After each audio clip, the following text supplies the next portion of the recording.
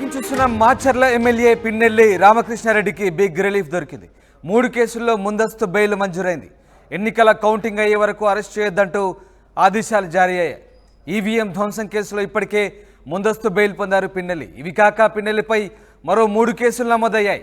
Palvai gate polling కేంద్రంలో TDP agent Namburi శేషగిరిపై దాడి చేశారంటూ ఒక కేసు, కారంపూడిలో సిఐ నారాయణస్వామిపై దాడి విషయంలో మరో కేసు, ఇక పాల్వాయ్ గేట్లో నాగశిరోమణిపై దాడికి సంబంధించి మరో కేసు. మొత్తం ఈ 3 కేసుల్లో అరెస్ట్ చేయొద్దంటూ హైకోర్టు ఆదేశాలు జారీ చేసింది. దీంతో పిన్నెల్లికి బిగ్ రిలీఫ్ దొరికినట్టయింది. మొత్తం మీద ఇప్పటికే ఆయన ముందస్తు బెయిల్పై ఉన్నారు ఈవీఎం ధ్వంసానికి సంబంధించి. ఇక తాజాగా ఈ 3 కేసుల్లో మరొకసారి ముందస్తు బెయిల్ దొరికింది. ఇప్పటికే పిన్నెల్లిని అరెస్ట్ చేయొద్దంటూ బెయిల్ దొరికిన నేపథ్యంలో తాజాగా ఎన్నికల కౌంటింగ్ అయ్యే వరకు ఆయనపై అరెస్టు ప్రక్రియ చేయొద్దంటూ హైకోర్టు ఆదేశాలు జారీ చేసింది. మా ప్రతినిధి రాజేష్ జైన్ అవుతున్నారు. రాజేష్, పిన్నెల్లికి బిగ్ రిలీఫ్ దొరికింది అనుకోవచ్చా?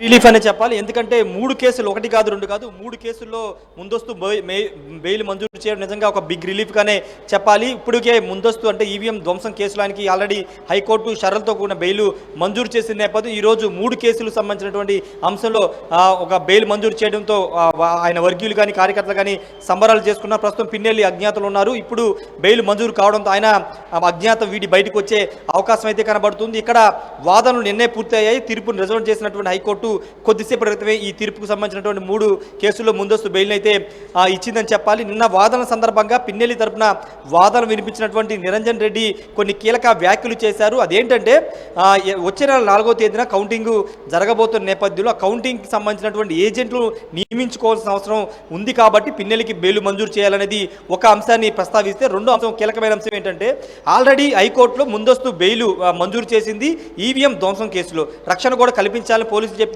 పోలీసులు ఎలాంటి చర్యలు తీసుకోవద్దు, జూన్ 5వ తేదీ ఉదయం 10 గంటల వరకు ఎలాంటి చర్యలు తీసుకోవద్దని హైకోర్టే చెప్పింది. అలాంటి ఉత్తర్వులు ఉన్న సందర్భంలో మళ్ళీ కేసులు పెట్టి ఉద్దేశపూర్వకంగా హైకోర్టు ఉత్తర్వుల్ని లెక్క చేయకోకుండా కేసులు పెట్టి అరెస్టు చేయాలని చూస్తున్నారని ప్రధానంగా నిరంజన్ రెడ్డి వాదనలు వినిపించారు. వాటితో పాటు హైకోర్టు చాలా స్పష్టంగా ఈవీఎం ధ్వంసం కేసులో రక్షణ కల్పించాలని చెప్పినప్పుడు దాన్ని కొనసాగింపుగా ఈ కేసుకు సంబంధించిన బెయిల్ మంజూరు చేయాల్సిన అవసరం ఉంది. ఒకవేళ ఆల్రెడీ ఆ కేసులో ఇచ్చిన ఉత్తర్వులు ఉన్నాయి కాబట్టి దానికి అనుగుణంగానే ఇప్పుడు బెయిల్ మంజూరు చేయాలనే అంశాన్ని ప్రధానంగా ప్రస్తావించారు. ఈ వాదనలన్నిటితో హైకోర్టు ఏకీభవించి షరతులతో కూడినటువంటి బెయిల్ అయితే మంజూరు చేసిందని చెప్పాలి. ముఖ్యంగా 3 కేసుల్లో చూస్తే కనుక 2 కేసుల్లో 300 సెక్షన్ అనేది కేసు నమోదైంది. హత్యాయత్నం కేసు ఒకటి, కారం చేడు సంబంధించిన సిఐ సంబంధించినటువంటి నారాయణ స్వామి మీద హత్యాయత్నం కేసులో 307 సెక్షన్ నమోదైతే, అదేవిధంగా Namburi Seshagirirao Palvai gate number 202 polling బూత్లో ఆయన మీద దాడి చేసే ప్రయత్నం చేసిన ఆయన కేసు పెడితే దాంట్లో కూడా 307 సెక్షన్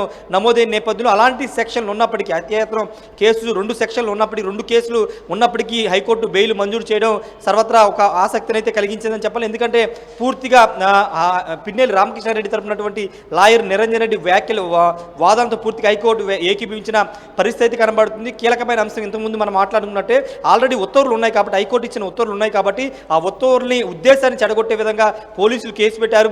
ఉద్దేశపూర్వకంగానే 307 కేసులు పెట్టారనేది ప్రధానంగా లాయర్ నిరంజన్ రెడ్డి వాదనలు వినిపించారు కాబట్టి ఆ వాదనతో అయితే హైకోర్టు ఏకీభవించి బెయిల్ అయితే మంజూరు చేసింది. ప్రస్తుతానికి ఆల్రెడీ అటు ఈవీఎం సంబంధించినటువంటి ముందస్తు బెయిల్ ఆల్రెడీ వచ్చింది కాబట్టి ఇప్పుడు 3 కేసుల్లో బెయిల్ మంజూరు కావడంతో పిన్నెల్లి రామకృష్ణారెడ్డి తన నియోజకవర్గానికి వెళ్ళే అవకాశం కనబడుతుంది. పిన్నెల్లి అజ్ఞాతం వీడి బయటకు వచ్చే అవకాశాలున్నాయా? స్వేచ్ఛగా పిన్నెల్లి ఎన్నికల కౌంటింగ్ వరకు స్వేచ్ఛగా తిరిగే అవకాశం ఉందా?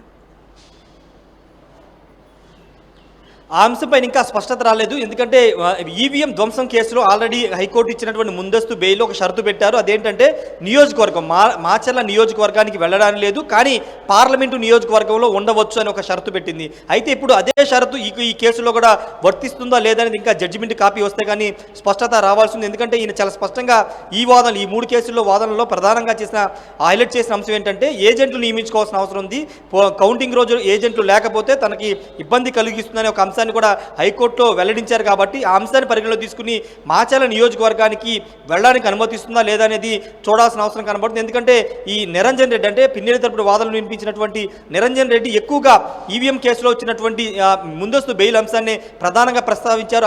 ఆ ఉత్తర్వులో వచ్చినటువంటి అంశాలనే ప్రస్తావిస్తూ ఈ 3 కేసుల్లో బెయిల్ మంజూరు చేయాలని కోరారు కాబట్టి ఆ షరతులే ఈ 3 కేసులకు వర్తిస్తాయా లేదనేది మరి కాసేపట్లో తెలిసే అవకాశం ఉంది. మనకంతున్న సమాచారం అయితే ఆయనకి మాచర్ల నియోజకవర్గానికి అనుమతి ఉండదు, కానీ పార్లమెంటు నరసరావుపేట పార్లమెంటు పరిధిలో మాచర్ల నియోజకవర్గం ఉంది కాబట్టి నరసరావుపేట పార్లమెంటు పరిధిలో వరకు ఆయనకు అనుమతి ఉంటుంది అనేది ఉండే అవకాశం ఉందని తెలుస్తుంది. ఎందుకంటే మరోసారి అక్కడికి వెళ్తే ఆల్రెడీ మాచర్లో 144 సెక్షన్ ఉంది, ఆల్రెడీ అక్కడ అత్యంత సమస్యాత్మక నియోజకవర్గంగా ఉంది కాబట్టి మరోసారి పిన్నెల్లి కనుక అక్కడికి వెళ్తే మళ్ళీ రాజకీయ గొడవలు కానీ దాడులు కానీ పెరిగే అవకాశం ఉంది. పోలీసులు భావిస్తున్నారు, ఈసీ కూడా అదే భావించి 144 సెక్షన్ పెట్టి ఎవరికి అనుమతి లేదని చెప్పింది కాబట్టి అదే షరతు అంటే ఈవీఎం ధ్వంసం కేసులు ఇచ్చినటువంటి షరతు ఏదైతే ఉందో అదే షరతు ఇప్పుడు ఈ 3 కేసులు వచ్చినటువంటి ఈ కేసులో వచ్చినటువంటి మధ్యంతర బెయిల్కు సంబంధించి కూడా వర్తించే అవకాశం అయితే కనబడుతుంది. దాని మీద మరి కాసేపట్లోనే స్పష్టత వచ్చే అవకాశం కనబడుతుంది. మరి పిన్నెల్లి రామకృష్ణారెడ్డి బెయిల్ మంజూరైంది కాబట్టి ఇప్పుడు అజ్ఞాత బయటకు వచ్చి మీడియాతో మాట్లాడతారా లేదా అనేది చూడాల్సిన అవసరం అయితే కనబడుతుంది. ఏదేమైనప్పటికీ ఒక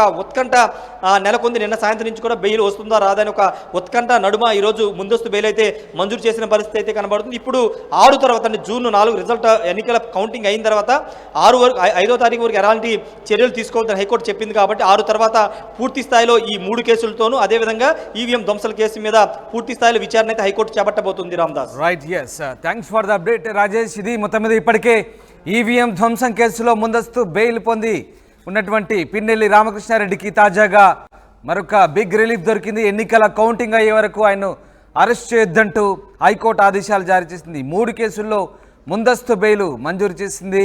పాల్వాయి గేటు పోలింగ్ కేంద్రంలో టీడీపీ ఏజెంట్ నంబూరి శేషగిరిపై దాడి, కారంపూడ్లో సిఐ నారాయణ స్వామిపై దాడి, పాల్వాయి గేట్లో నాగశిరోమణిపై దాడికి సంబంధించి ఈ 3 కేసుల్లో అరెస్ట్ చేయొద్దంటూ హైకోర్టు ఆదేశాలు జారీ చేసిన నేపథ్యంలో పిన్నెల్లికి బిగ్ రిలీఫ్ దొరికినట్టయింది. అయితే పిన్నెల్లి మాచర్లకు రావచ్చా లేదా అనే అంశానికి సంబంధించి పూర్తి స్థాయిలో మరికొద్దిసేపట్లో దానికి సంబంధించిన స్పష్టత వచ్చే అవకాశం ఉంది. మొత్తమైన పిన్నెల్లికి 3 కేసుల్లో తాజాగా రిలీఫ్ దొరికినట్లయింది.